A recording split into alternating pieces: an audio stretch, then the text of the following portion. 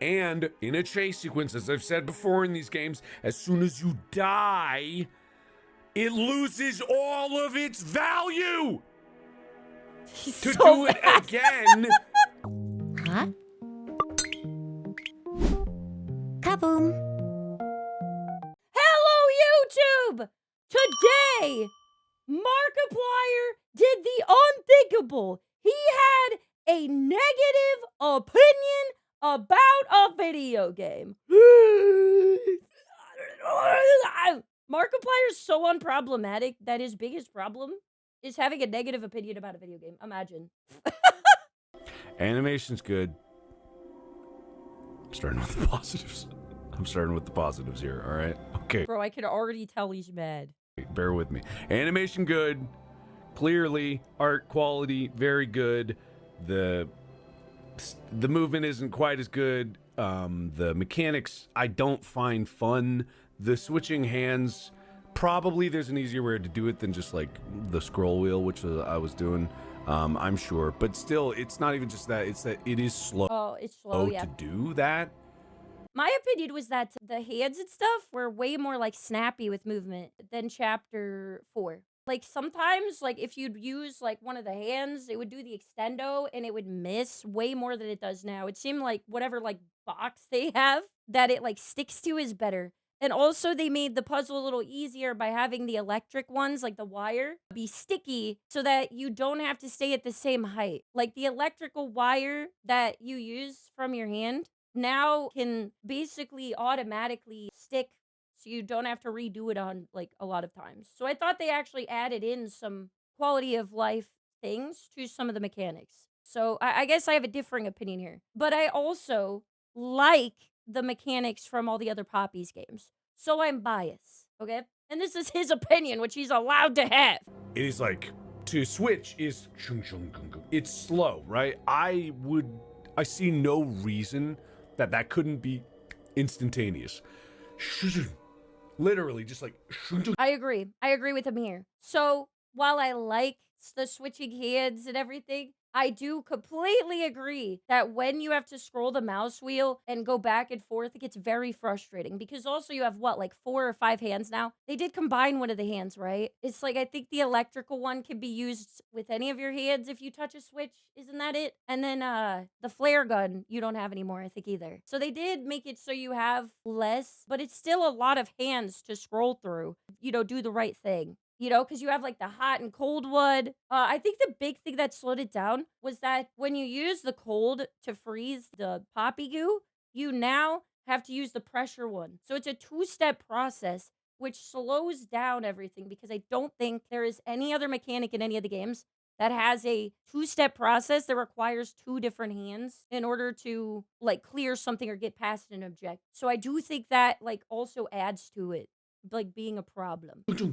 make it fast because the gameplay requires it to be fast. Why is the actual animation of it not fast? Anyway, what? Yeah. So, like, when you are feeling like they want you to, right? Like, you're in a chase scenario, you feel the intensity of the moment. It can rip you out of it when you feel like the tools you are using are frustrating to use. You know what I mean? Because then it feels unfair when you die because it's like, oh, I just didn't scroll the mouse wheel enough, right? Whatever. This was a fucking mess. I am saying this because, and I have this policy, right? If it's the first game in a new series, if it's the second, third, I can be more forgiving of things finding its footing. This is chapter fucking 5, right? Yeah, dude. I should know the motivation very clearly. I should know where I'm going. I should know why I'm going to it. I should know exactly what the character motivations are. That one guy couldn't tell you. Couldn't tell you why he was the escort this time around. As much as I like the hair girl, that was fucking random. As random could be, being like, hey, here's a cool set piece. It's now it's happening. Now is this fun? And it doesn't matter if that set piece is interesting. I liked the aesthetic of that a lot better. It was random. Why was that there? Just to be an obstacle. That's it. It didn't have any cohesion to the story. There was this, like, I missed, of course, some videotapes. But when you're playing a game, you should know why A is connecting to B and then C. I love Lily Lovebraids. The voice actress fucking killed it. Okay. She is like one of my favorite voice actresses, if not the best one, in my opinion. She did so good on it. But the thing is that we didn't hear about these characters or have foreshadowing outright. So I do kind of understand, right? Like, why didn't we see anything about Giblet with any of the other characters? Why didn't we see anything about Lily sooner? Why is everything so far underground that we never heard about him, right? That was a question I had. Even though I loved the game, I was like, why did we never hear about Giblet? He clearly fits along with like all the other ones. It's kind of odd. We never hear about Giblet in any of the other chapters, right? You know, it's like they added new characters in, and so now you have more questions than answers because it's like, well, why didn't we see them with any of the other characters before now? Because most people were theorizing Giblet was like Bobby Bearhug or like one of the other nightmare critters flipped inside out. Because why would you have a character that nobody's seen or heard about, even in branding? It feels very separate from the other games. It makes sense for some of the characters for you to not know a lot about them or them to not be mentioned, right? They could have said Giblet was a broken toy and never worked properly. Even though he had all of his branding, right? They decided to not roll him out to the public. But that wouldn't make sense because even inside outimals shown to the public, and they thought those looked satanic. Like, why has nobody ever mentioned Giblet? Why are there no toy commercials with Giblet? There are for all the nightmare critters. They are for Bobby Bear Hug, for Hoppy Hopscotch. Like, why is Giblet never featured in a commercial if he was a legitimate kid's toy? You know? So I feel like the problem is you can easily come up with a reason for why they weren't mentioned before, but I feel like they didn't. And so it doesn't feel cohesive, like there's a really good reason why you've never heard about Giblet before now. Anyway, I totally get him here. You should know why A is connecting to B and then C. And I'm sure that there might be some very thin threading between there if you get the VHS, but my fear is that there's not. My fear is that even if I had gotten all of them, there would be no threading because I don't see how you could possibly justify going from where we were to where we ended up to leaving that place and it mattering nothing, right? Mattering nothing to it. Here's an interesting character. Gone. This character's gone. This character's interesting to be around you for a bit. Gone. Now, my worst part about this, Okay, so I do think that's valid too, right? Every character you see from the beginning of Poppy's playtime, unless they do a prequel, which probably would have done very well, by the way, is already dead. Like chapter 1 and 2 even, you see like all of these cool characters like, hi, I'm Hoppy Hopscotch. Want to come to the moon with me? And it's like, you never get to meet them because they're already dead, which is a very ballsy premise for a game to be after something huge like that happens. All right. But then every other toy dies. To me, I think this is satisfying because you're kind of defeating the boss, right? I have a different opinion, right? I like defeating the boss. It's sad, but I also accept it's a horror game, right? And in horror games, a lot of times you're helpless. I feel like the one appeal of this is you're not helpless. You know what I mean? But what he says about the tapes, I took a long think about this because I was like, well, wait, why do Souls games? This happens all the time and nobody critiques it, right? But then I made a post about this on Twitter even, and people pointed out that like, yeah, but Souls games aren't about the plot. They're about the gameplay. Story outside of the main one is secondary. And also, Souls games like Elden Ring have replayability. So it's not linear, right? Horror games like Poppy's Playtime are linear. So it feels bad that you would have to replay a whole section of a game in order to find the lore in the game. And also the lore is very important to the game in understanding it. You can't just go through all of Poppy's Playtime and not be confused without finding these hidden things, right? Like I'll give you an example. I missed the most important tape in the game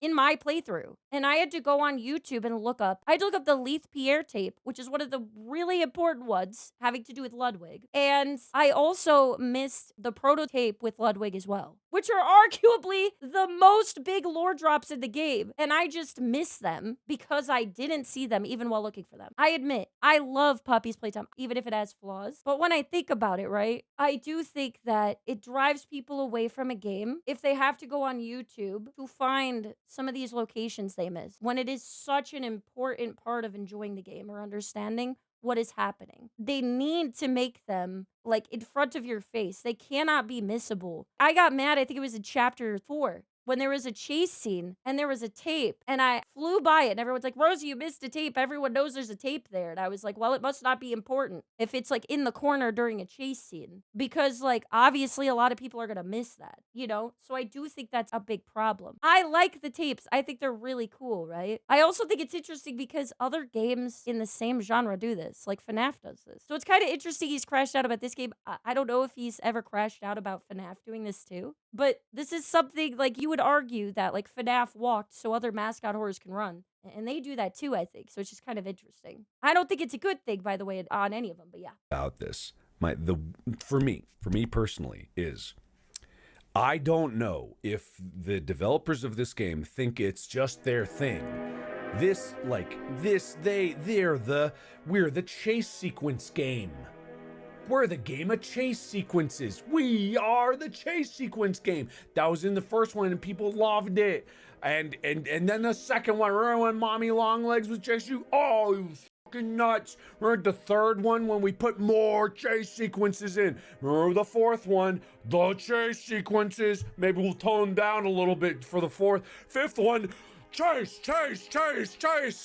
This one, I just disagree with. That's okay. It's an opinion, right? There's no right or wrong answer. So it would be kind of like in FNAF if you were like, oh, we're on the cameras again. Foxy's running at the camera every time, right? I feel like FNAF kind of has a rhythm or a formula for a lot of its games. And then when they did change the formula, right, a lot of people were mad. So I just find this interesting, right? Like FNAF, they had like first, 4 games? They had the same way of doing everything. And then the second they changed it, people are like, God damn it, I wish the FNAF was like the old FNAF. You know, you got rid of the main DNA and appeal of the game. You made a whole different game. I was on the other side. I was like, well, the original FNAF games were terrifying and very difficult. So when they came up with a new type of game, I was like, oh, that's what got me to play the most recent one, The Secret of the Mimic. I think a lot of times it's good to change things about a game, but I also think there is appeal to having some sort of rhythm with some games. I don't think the chase sequences are not fun. I find them enjoyable. I never really got frustrated with the chase sequences. I think a core of Poppy's Playtime that you could expect, unless they change the entire formula, right, like FNAF, is Poppy's Playtime has chase sequences. It's something that the game has, just like it has the different hands and the puzzles. And like, so for me, I really liked it. You know what I mean? Especially since a lot of times the chase sequences were with characters that have chased us before. It kind of makes sense that when you run into them, you know, when they were in chapter 1 and they're now back in chapter 5, that it might go similarly. It makes sense, right? Like, why would the same monster that chased you in chapter 1 suddenly do like backflips? I guess you could create a lore reason it would be cool. I mean, I'd love to see Huggy do a backflip, learn how to cartwheel. Like, you know, maybe during that time he got some extra abilities, right? But I also think you might frustrate people if suddenly you introduce new mechanics every game too, right? Because you're already introducing like a new hand every game. Does that make sense? I also think people would get mad if too much changed because they would feel like the game had difficulty and they'd be like, why every time is there a new mechanic I have to learn, right? Let me hear what else he has to say. I do not like my gameplay to be trial and error. Right? It every time it did it, the stakes were lower, right? And that's really the issue that I have with it. From a mechanical perspective, a chase sequence is fine if it's well designed and it can be fun and it's like in a key moment where it's there and it makes sense. But the problem is this one, especially chapter 5, holy fuck. Half the entire game was chase sequences. And it just because it's doing them again and again, it suddenly has to introduce, oh, here's a new thing in here. A chase sequence is not the time to introduce a new mechanic. I don't even care if it's something as innocuous like, oh, decouple the train cars. It's like, to learn that the vast majority of people are going to die to that. And in a chase sequence, as I've said before in these games, as soon as you die, it loses all of its value.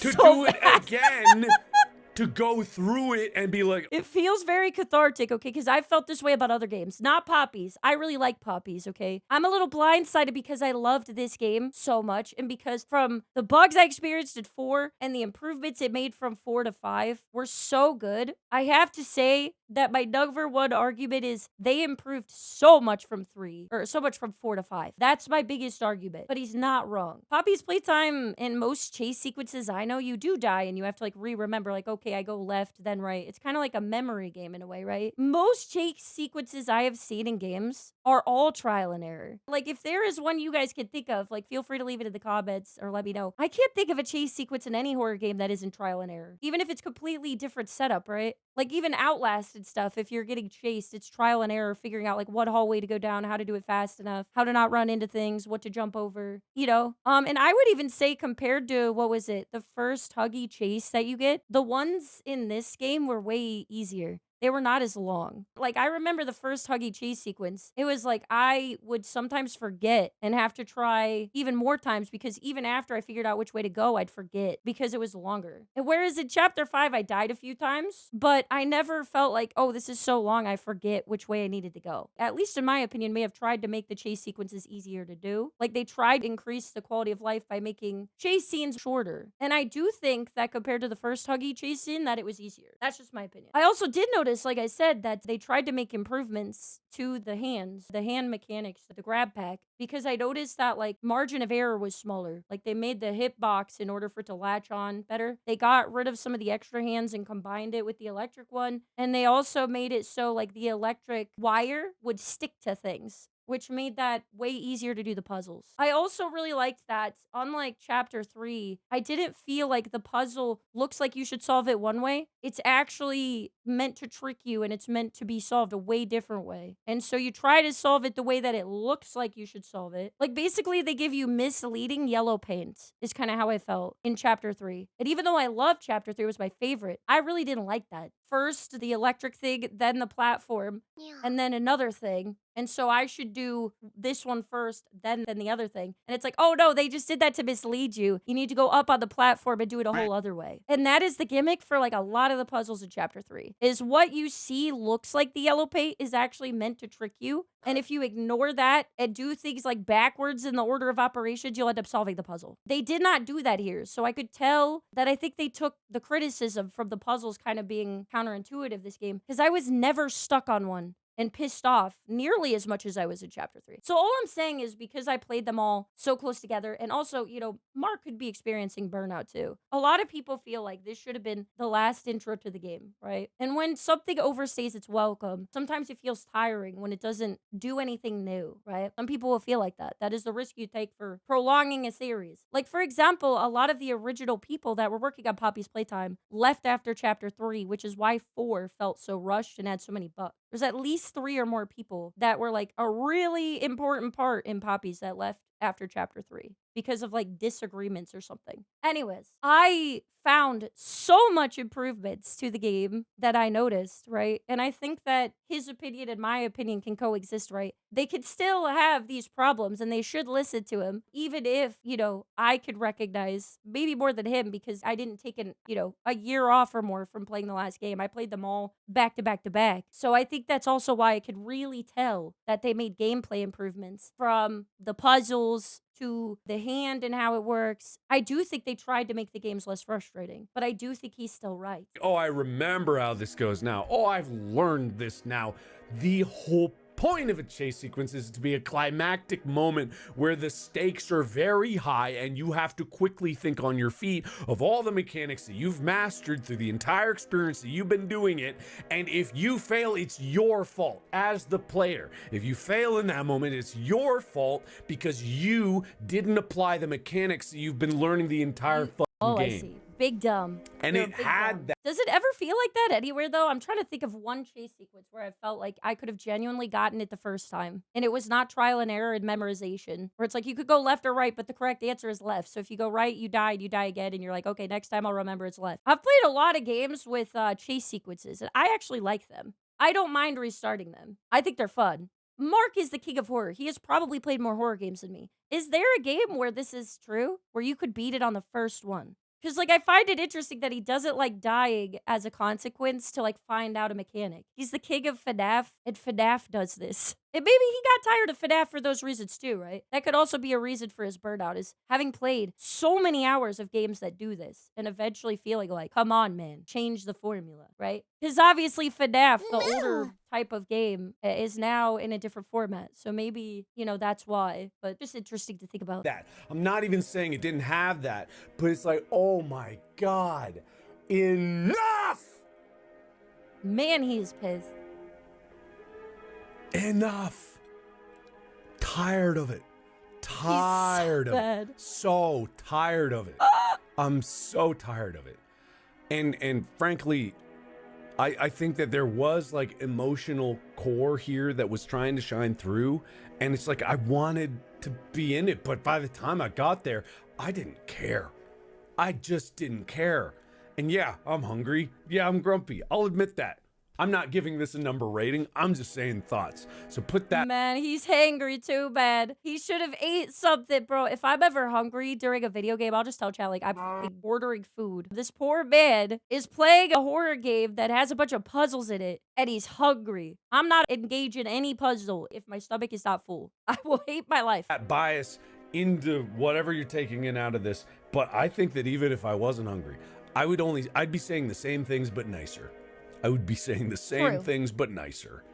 Because I don't think that I am going to play the 6. I truly just don't want to. So I'm not going to. I think this is it for me. Poppy Playtime, thank you for your time. Thank you for my time. And thank you for all of this. Because man, I just do not have it in me to continue slogging through this. And if I'm coming out of a game saying, wow, I slogged through that, it might be time to reevaluate a couple things. No. I think if you start not enjoying a game, regardless of the public perception of how good the game is, I think you should absolutely stop playing it. I went into FNAF, the older games, because I know that they were, like, that is the classic. That's the OG that allowed games like Poppies and Indigo Park, games I really like, to exist. And I felt pressured at first to try to get through every night, but I could not get through the last nights of the first game. The second game, I struggled, really badly. The third game, I also struggled. So I'm like, you know what? I think I really am somebody who likes the new formula. And if I can't finish all of it, that's okay. You know what I mean? But if you are tired of a game to the point where you are like just looking at its mechanics, right? Like the chase scenes, the hands, like a lot of what he dislikes are kind of a trademark since Poppy has started, And maybe Poppy could try a different formula, but I also think this is a sign of burnout, right? When something starts to feel tiresome instead of fun to engage with, and it's like a core element that the game is known for, there's nothing wrong with not playing more of it. You know what I mean? You don't have to force yourself, right? And I feel like, and anyone who loves a game should welcome criticism. Even if they are a diehard fan and love everything about it, they should welcome criticism. In my opinion, it will only make the game better. All right, so this is the end of Poppy Playtime for me. I don't know how many more fucking chapters they're gonna go through, but hey, more power to you. I hope it's better next time. I won't know, because I'm not gonna play it. All right, thank you everybody so much for watching. Thank you everybody so much for listening. I like spicy Markiplier, and I am going to have a long sit staring at a hole in the wall so that I can calm down and decouple this experience from the remainder of my day. Thank you. Have a good, lovely time. And remember, ironlung.com. Iron Lung merch is out now. Go get it while you still can. Go get it while it's still grand. Yada, yada, blobbity, bloobity. This guy is done. Have a good day. No, I think it's valid. I'm glad he was genuine and he didn't pretend to like a game that he didn't enjoy.